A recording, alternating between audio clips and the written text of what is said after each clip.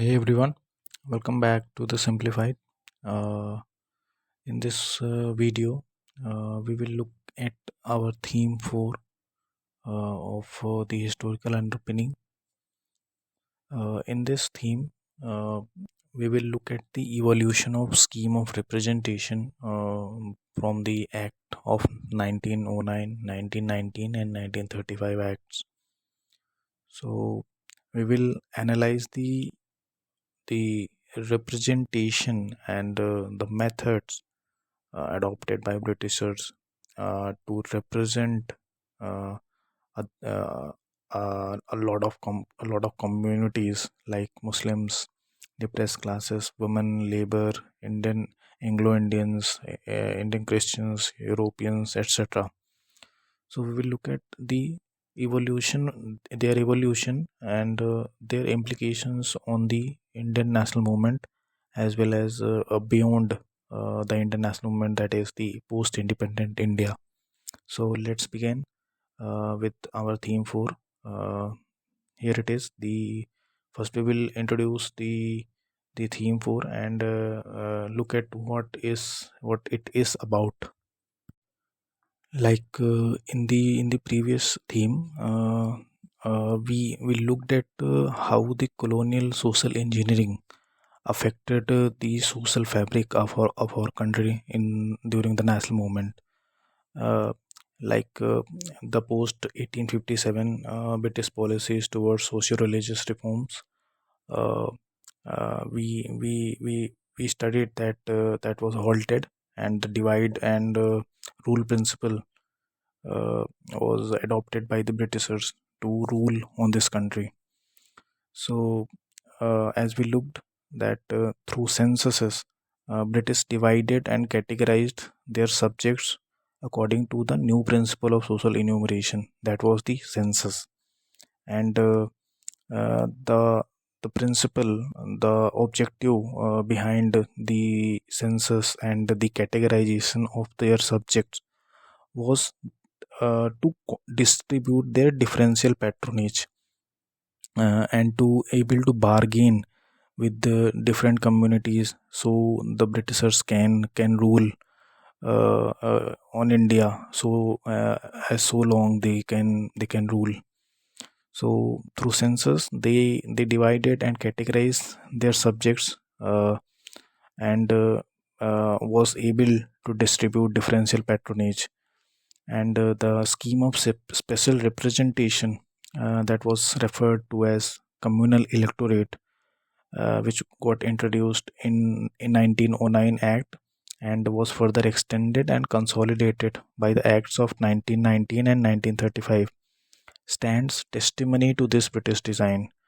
And all the British policies that was initiated by the census and was responsible for the differential patronage got crystallized in these acts, uh, uh, to distribute differential patronage, uh, giving communal electorate to the Muslims to gain their support in their activities in India and outside India also, like the world wars. They were getting their support in return of these patronage by the Britishers.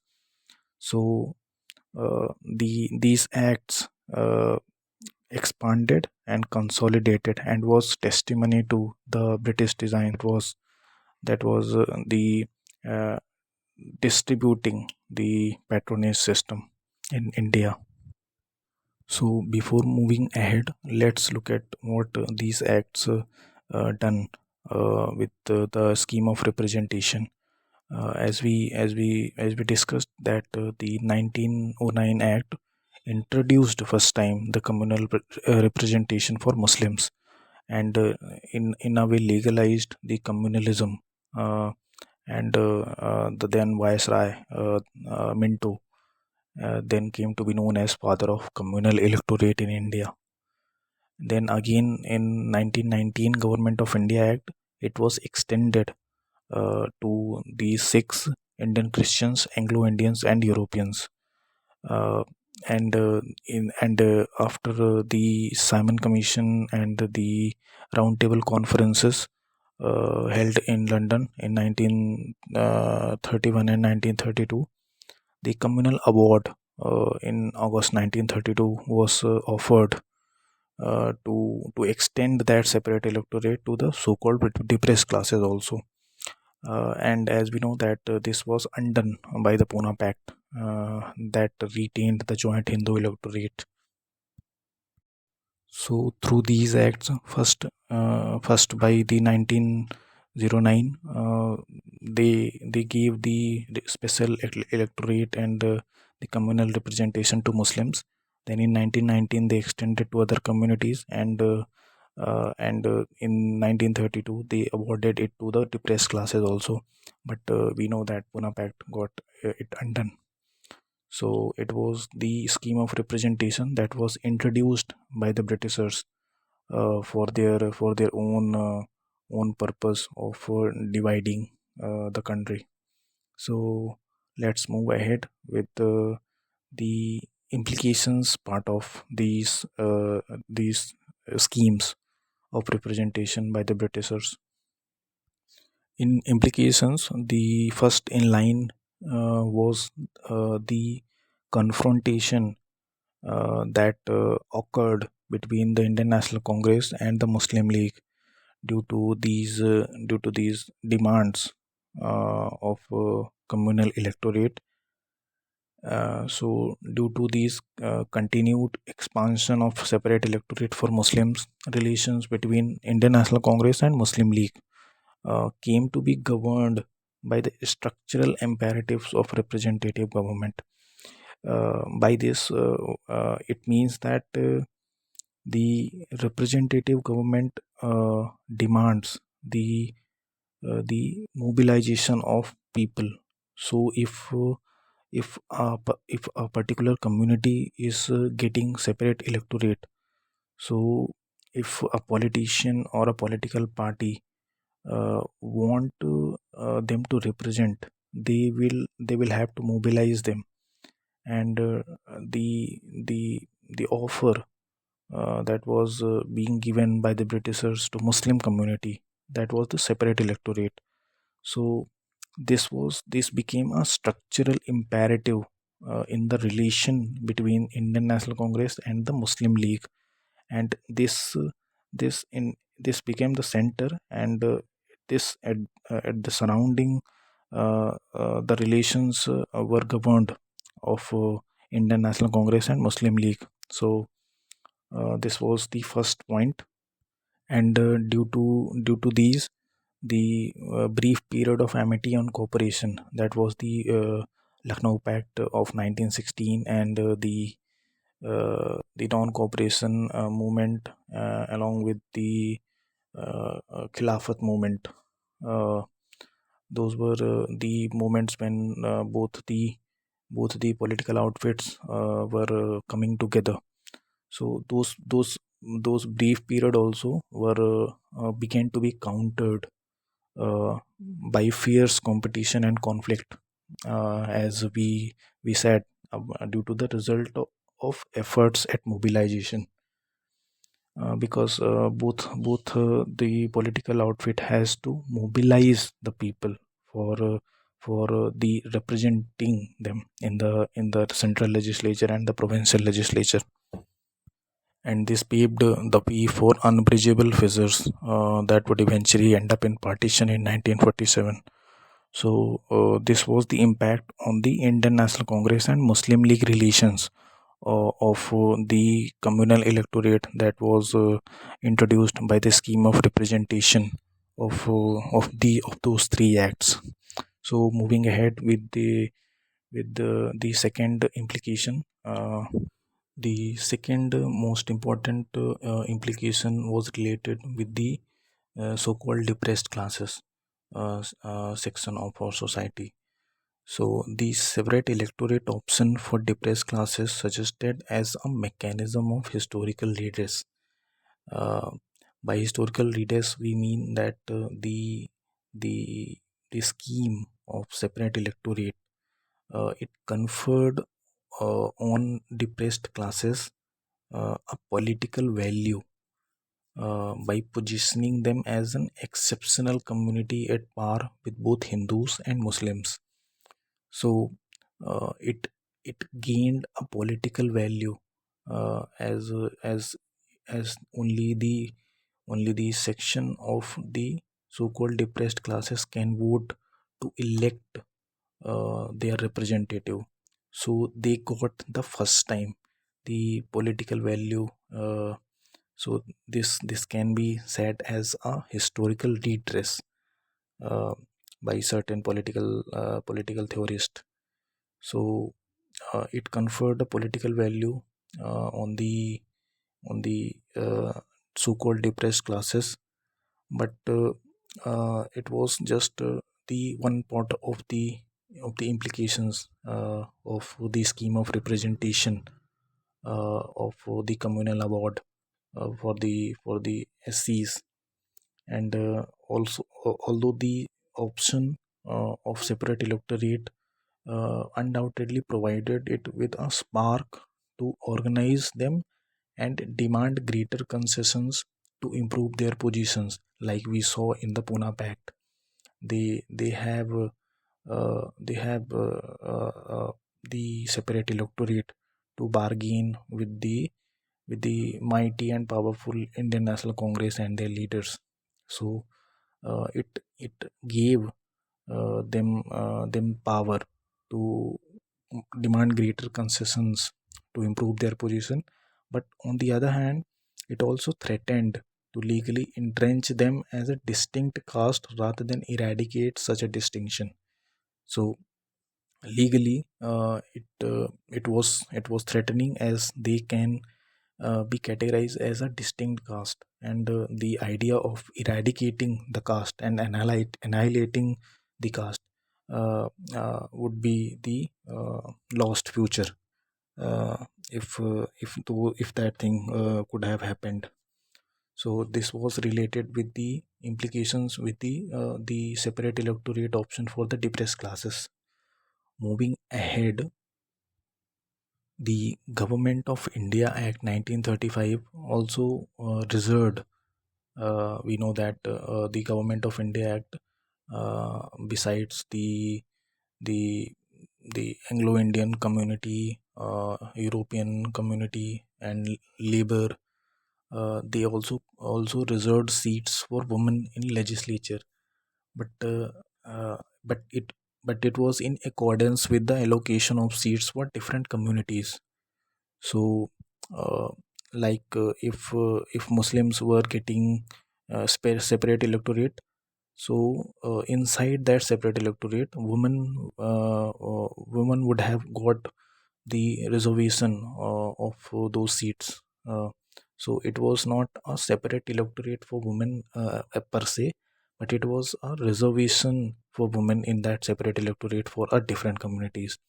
So it was in a way a paradoxical for the whole woman movement that was started in during the national movement, as this act, by granting political power to women, by giving representation, and giving seats to them in the central legislature and provincial legislature.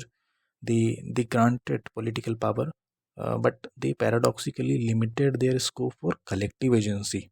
So now the women had to rely on their communities also, and if and they have to bargain, they have to cooperate with uh, the community's demand, and this limited their scope for collective agency. So this was the case with the women reservation that was introduced by the scheme of representation of those three acts. uh, Moving ahead with the implications part, that scheme of representation that these acts sought to introduce also led to entrenchment of identity politics in India, as well as created fractures within the national movement, as we already discussed, between the Indian National Congress and the Muslim League, and that eventually end up in partition in 1947. So that created fractures within the national movement, as well as entrenchment of identity politics was happened due to this. And we can see the echoes of these identity politics in the contemporary times also, in the issues like caste census and the politics of belonging and citizenship issues to the minority. So the Pune Pact, the arguments that was given by the Hindu leaders, that the depressed classes are the part of the Hindu society. So there was also this identity politics was being drawn up, that would eventually led to the issues like in contemporary time, the caste census, and as we already discussed, the politics of belonging. So this was the implications with the part of the national movement fractures and the contemporary issues of identity politics. Moving ahead with this, the as the historian Aisa Jalal had pointed out, that the fulfillment of the demand of a separate electorate of Muslims in 1909 Act uh, made them all India political category, but it also reduced them to a position of perpetual minority. Perpetual minority is a concept we can understand it by referring to the American concept of perpetual foreigners. That means the Asian Americans there, they they are perceived to as the other, uh, by the natives. So that the same phenomena happened uh, with the Muslims in the subcontinent, due to this separate electorate kind of representation, and they got reduced to the position of perpetual minority in the Hindu dominated society of India, which may have negative implications for them.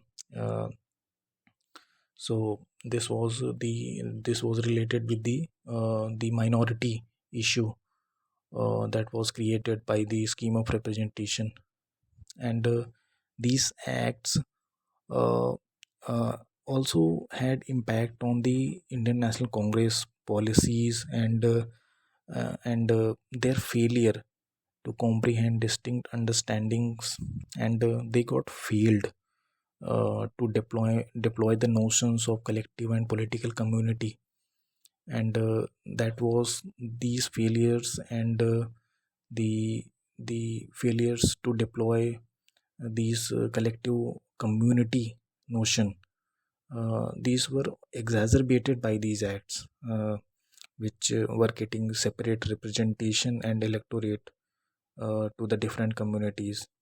So Congress uh, also failed to comprehend a unique understanding.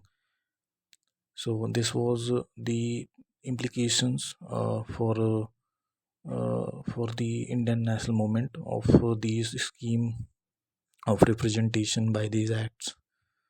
In conclusion, we can say that in spite of imagining the nation in various of ways, Indian nationalism could never break out of the terms imposed by colonial rule through these reforms, and the the evidence of these can be found in the partition, in the different ideological tussle uh, during the framing of our constitution also, like the the idea of secularism, the idea of reservation, the minority issue, all these debates in the Constitution Assembly, and the partition issue also also uh, reflect the the the impact